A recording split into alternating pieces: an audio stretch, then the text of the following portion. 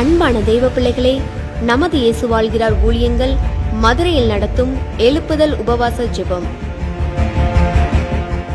நாள் நவம்பர் 16, காலை 9:30 மணி முதல் மதியம் 2:30 மணி வரை. தேவ செய்தி மற்றும் ஜெபம் சகோதரர் எல் வின்சன்ராஜ். இன்னும் இயேசுவை போல வாழணும், இயேசுவுக்காக ஜீவிக்க வேண்டும் என்று நினைக்கிற இந்த ஒரு பாவி நிமித்தம், மனம் திரும்புகிற நிமித்தம் பரலோகத்தில் மிகுந்த மகிழ்ச்சி உண்டாகும்.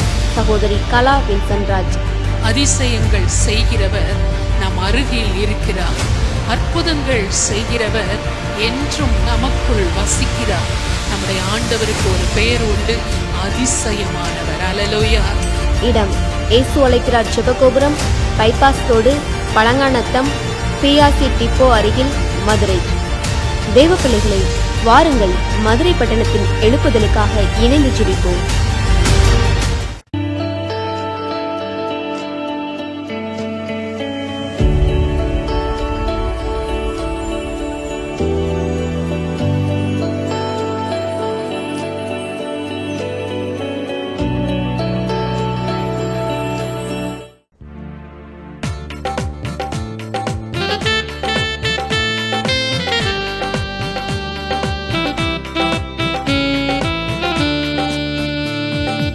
பாடும்போது என் உதடு கெம்பீரித்து மகிழும், நீர் மீட்டுக் கொண்ட என் ஆன்மா அக்களித்து அகமகிழும்.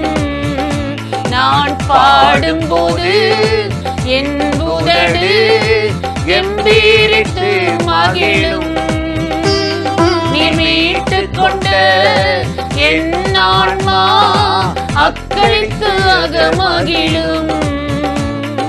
நான் பாடுவேன், நான் துதிப்பேன், இரவு பகல் என் நேரமும்.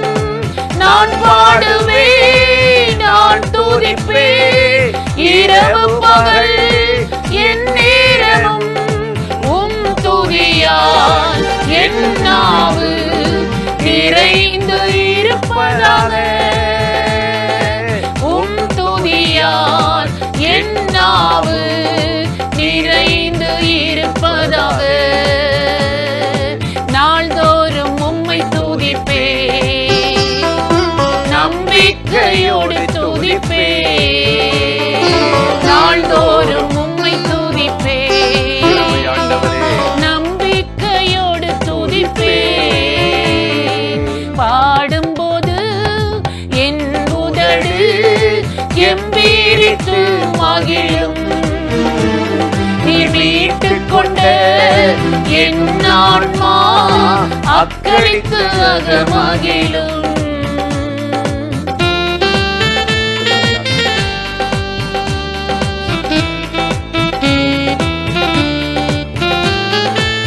எப்போதும் நான் தேடும் கண்மலை நீர்தானே,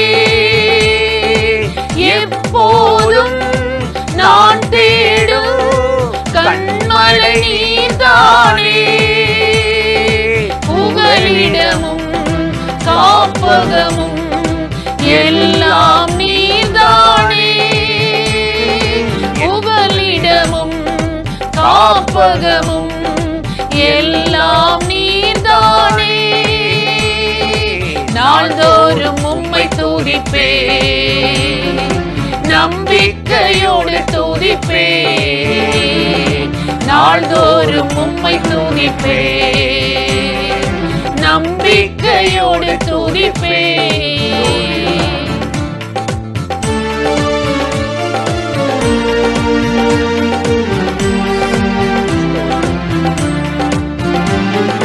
கருவறையில் இருக்கும் போது கர்த்தர் என்னை பராமரித்தீர். கருவறையில் இருக்கும் போது கர்த்தர் என்னை பராமரித்தீர். குறைவின்றி குழந்தையாக வெளியே நீ கொண்டு வந்தீர். குறைவின்றி குழந்தையாக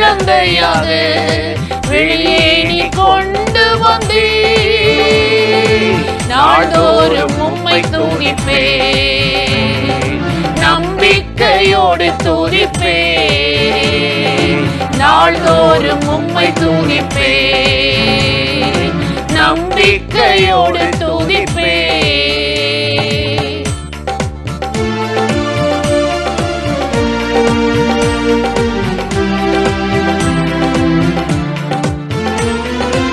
இளமை முதல் இதுவரையில் நீரே என் எதிர்காலம். இளமை முதல் இதுவரையில் நீரே என் எதிர்காலம். நீதானே என் தலைவர், நோக்கமும் நம்பிக்கையும். நீதானே என் தலைவர், நோக்கமும் நம்பிக்கையும். நாள்தோறும் உம்மை துதிப்பேன், நம்பிக்கையோடு துதிப்பேன். நாள்தோறும் உம்மை துதிப்பேன், நம்பிக்கையோடு துதிப்பேன்.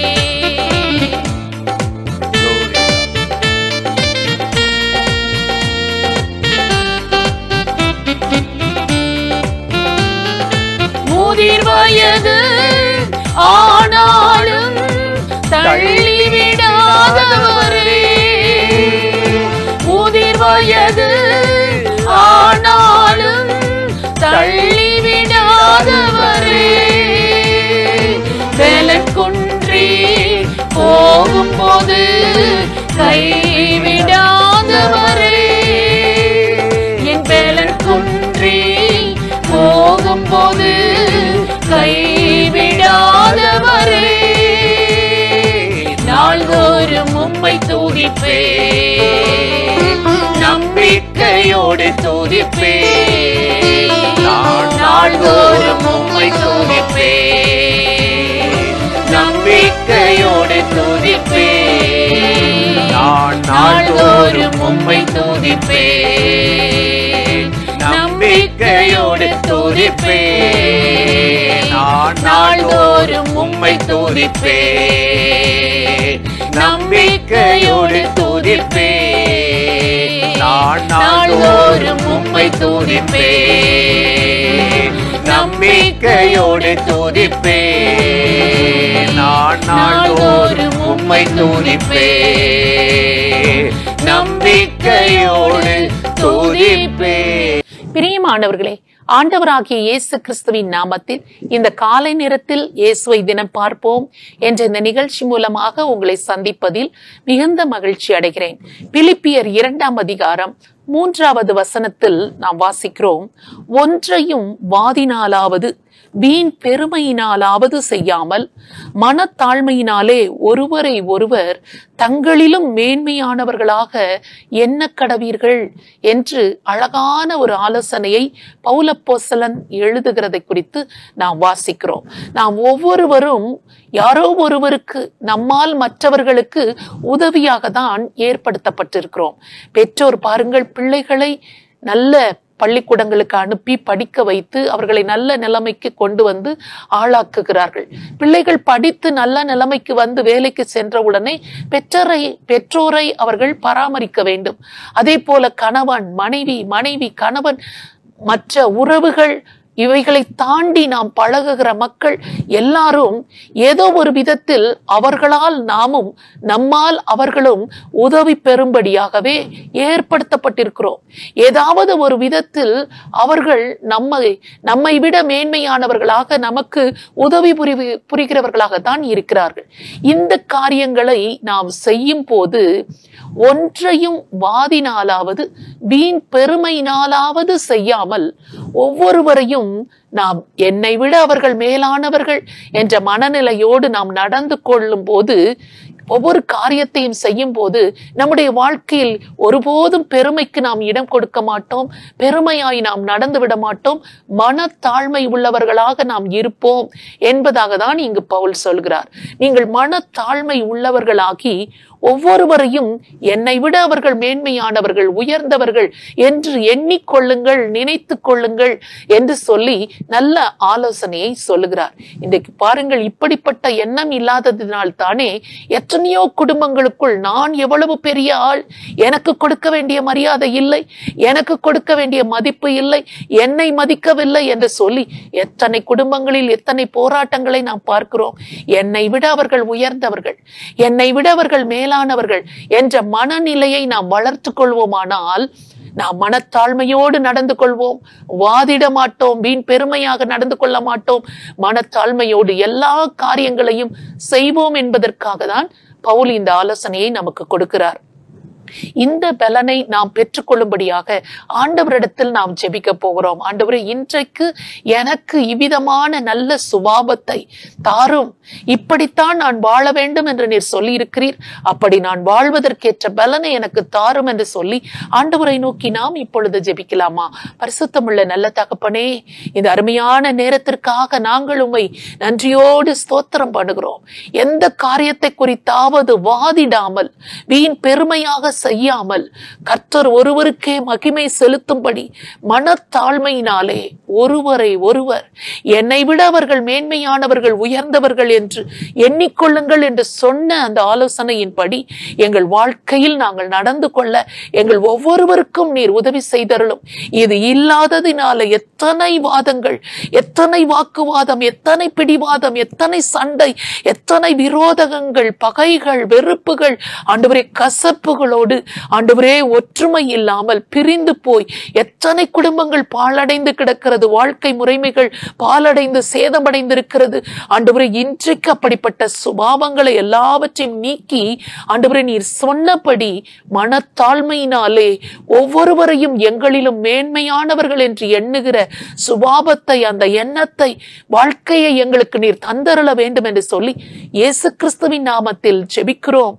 அப்படியே வாழ்வதற்கு, நீர் சொன்னபடியே செய்வதற்கு எங்களை ஒப்பு கொடுத்து ஜெபிக்கிறோம். இயேசு கிறிஸ்துவின் நாமத்தில் ஜெபிக்கிறோம் நல்ல பிதாவே, ஆமென். இந்த நிகழ்ச்சி உங்களுக்கு மிகுந்த ஆசீர்வாதமா இருந்ததா? நீங்கள் பெற்ற நன்மைகளை எங்களோடு கூட பகிர்ந்து கொள்ளுங்கள், மற்றவர்களிடத்திலும் ஷேர் பண்ணுங்கள். கர்த்தர் உங்களை ஆசீர்வதிப்பாராக. ஆமென்.